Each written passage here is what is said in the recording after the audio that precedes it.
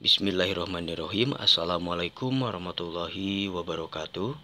Bertemu lagi dengan Bapak Purnama Nurdiana Purnaman dalam pembelajaran Sejarah Peminatan kelas 10 semester 1 pada pertemuan ketiga.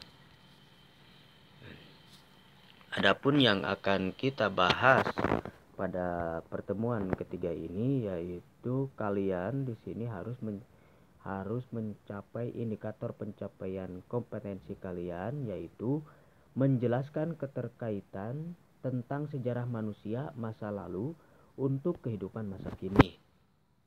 Nah, kita berawal dari sejarah adalah peristiwa-peristiwa yang terjadi pada masa lampau.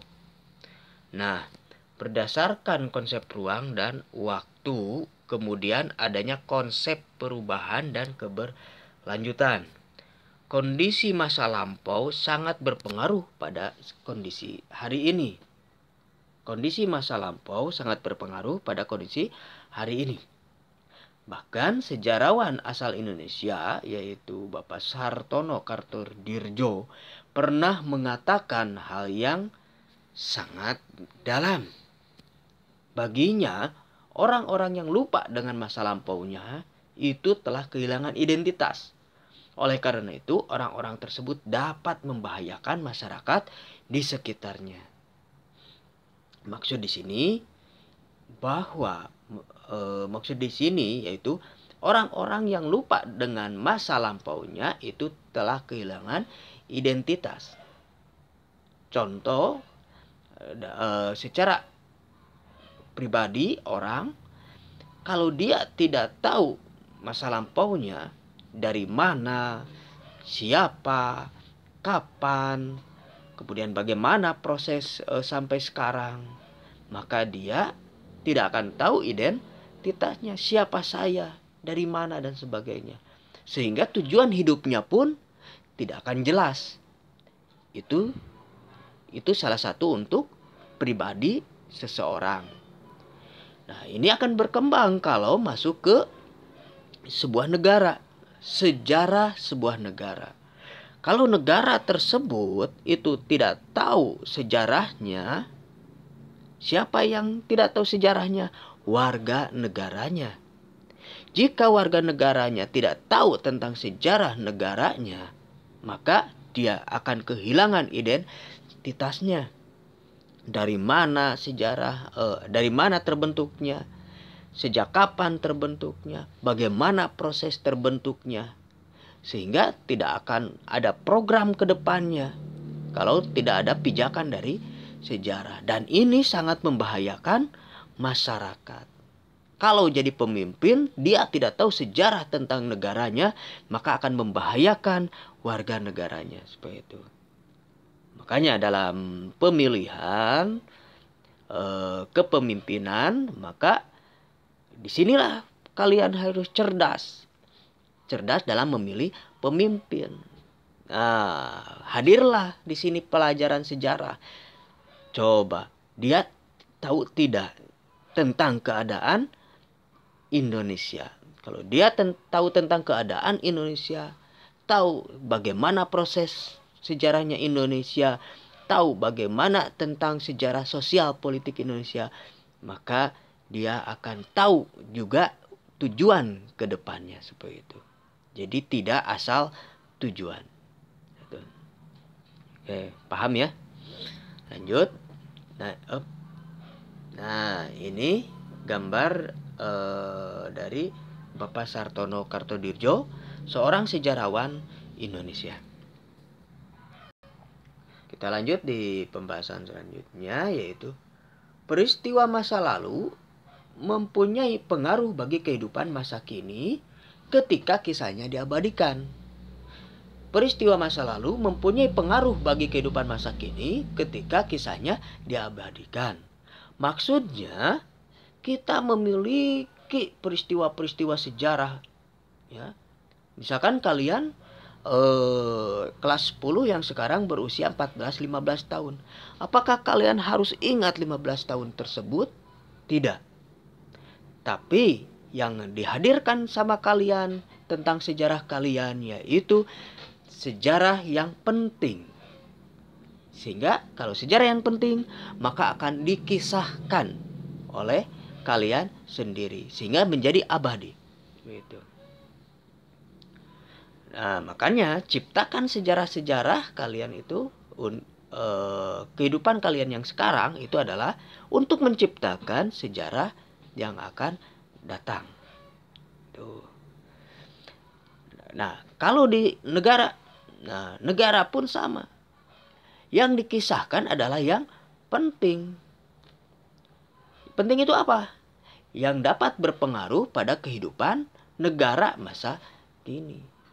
Makanya yang dibahas itu misalkan sejarah proklamasi, sejarah kita, sejarah nanti akan belajar manusia prasejarah untuk tahu identitas kita dari mana, ras kita dari mana, seperti itu. Nah, itu diabadikan melalui karya sejarah, yaitu buku sejarah. Jadi yang penting.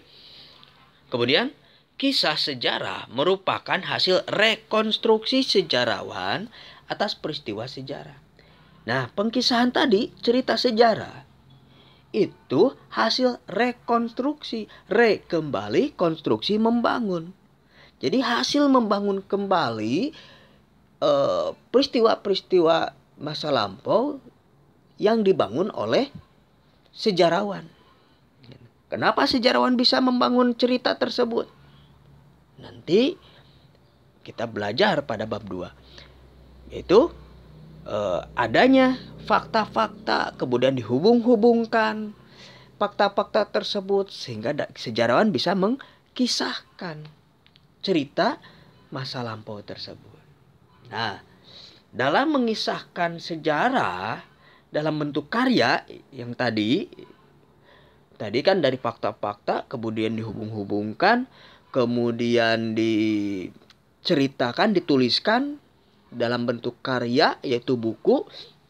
Nah, dalam buku tersebut, sejarawan dipengaruhi subjektivitas. Pandangan-pandangan dari sejarawan itu sendiri. Nah, itu yang namanya subjektif. Ya, tidak objektif. Objektif itu yaitu apa adanya. Seperti gitu. Kalau subjektif muncul pandangan-pandangan dari seseorang. Dalam hal ini sejarawan. Subjektivitas dapat terjadi karena beberapa faktor. Nah, di sini ada 4 faktor yang akan kita bahas. Yang pertama, kepentingan. Nah, pandangan muncul karena ada kepentingan. Sejarawan mengisahkan seorang tokoh, misalkan si tokoh A itu kepada sejarawan, tolong buatkan sejarah tentang saya. Maka sejarawan mau tidak mau akan ada unsur kepentingan dari tokoh A tersebut. Apakah harus dibaik-baik dan sebagainya. Itu kepentingan. Yang kedua, kelompok sosial budaya. Kelompok sosial budaya juga sama. Ya. Untuk kepentingan juga kelompok sosial budaya. Takut terjadi konflik dan sebagainya, maka itu subjektif dalam pengkisahan oleh sejarawan. Kemudian yang ketiga, perbendaharaan pengetahuan sejarawan. Maksudnya, perbendaharaan pengetahuan ini adalah pengetahuan sejarawan tentang fakta dan ilmu pengetahuan. Jadi, sejarawan tersebut, misalkan dia mengisahkan tentang sejarah proklamasi, misalkan kejadian proklamasi. Si sejarawan A itu dapat data yang menjadi faktanya itu sumbernya 1 misalkan. Kemudian si sejarawan B itu faktanya ada 5, sumbernya 5. Nah, di sini sejarawan A dia akan terpaku pada satu sumber. Nah, itu akan menjadi subjektif. Muncul kesimpulan dari sejarawan hanya dari satu sumber tersebut. Berbeda dengan sejarawan B yang memiliki 5 sumber tersebut. Dari 5 sumber tersebut, maka dia akan lebih objektif dibanding dengan si sejarawan yang A. Contoh kasus, misalkan kalian mendengar seseorang, kejadian seseorang. Kalian hanya dapat sumber cuma satu.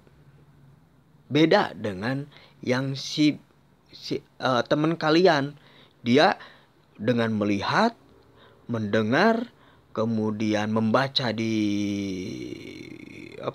berita, maka dia akan lebih objektif dalam mengisahkan kembali cerita yang tadi. Contoh cerita kecelakaan.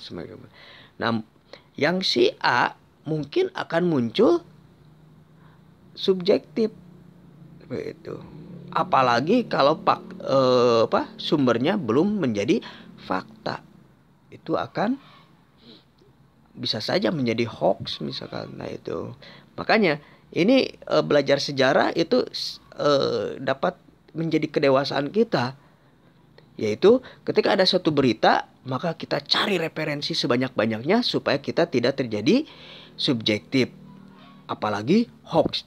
Gitu ya, tidak boleh. Maka kita harus cari referensinya. Jangan dulu bertindak, tapi cari dulu referensinya. Itulah fungsi belajar sejarah. Begitu. Kalau misalkan sumbernya sedikit, jangan berusaha mengkisahkan. Diam aja dulu. Begitu ya. Nanti akan berbahaya. Lanjut, yang keempat, kemampuan berbahasa. Oh iya, tadi ada 5 ya, 5 unsur. Yang keempat, kemampuan berbahasa. Kemampuan berbahasa di sini diklasifikasikan. Yang satu, kemampuan berbahasa dalam menjelaskan. Dan yang kedua, kemampuan berbahasa sejumlah bahasa.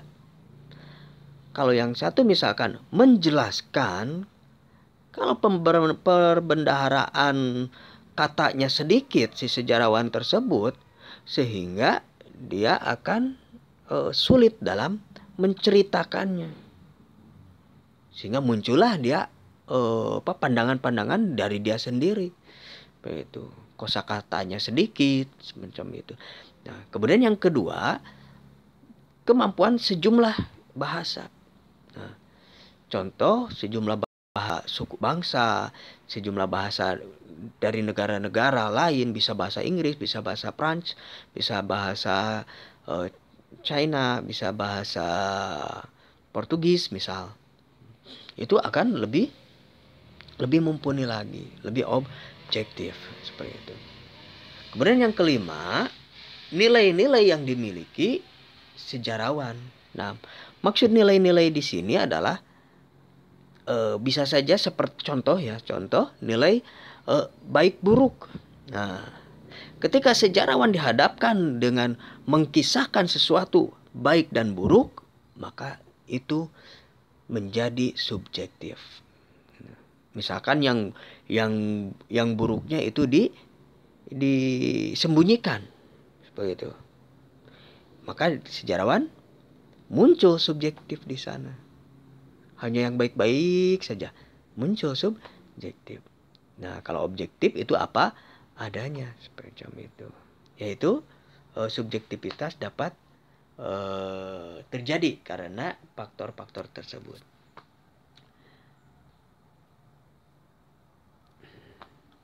Nah, pengaruh peristiwa masa lalu terhadap kehidupan masa kini.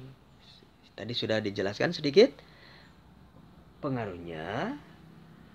Masa lalu merupakan bagian yang menentukan bagi kehidupan manusia pada masa kini.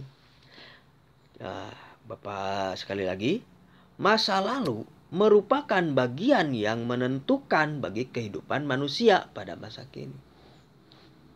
Jadi masa lalu menentukan pada masa kini.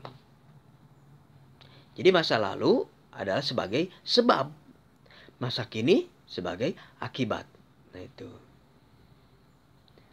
Yang masa kini bisa jadi sebab, akibatnya adalah nanti yang akan datang, masa akan datang. Nah itu dimensi waktu yang terus berkelanjutan.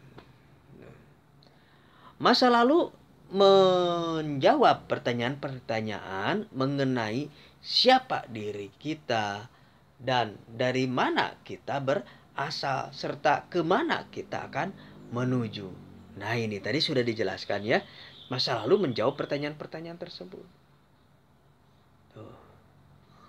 Kemudian ini dari penjelasan tadi kita ambil dari filsuf Yunani Cicero yang menyatakan bahwa seseorang yang tidak mengenal sejarahnya, ia tetap akan menjadi anak kecil. Nah ini maksudnya apa? Nah ini sebagai tugas pertama buat kalian, dihubungkan dari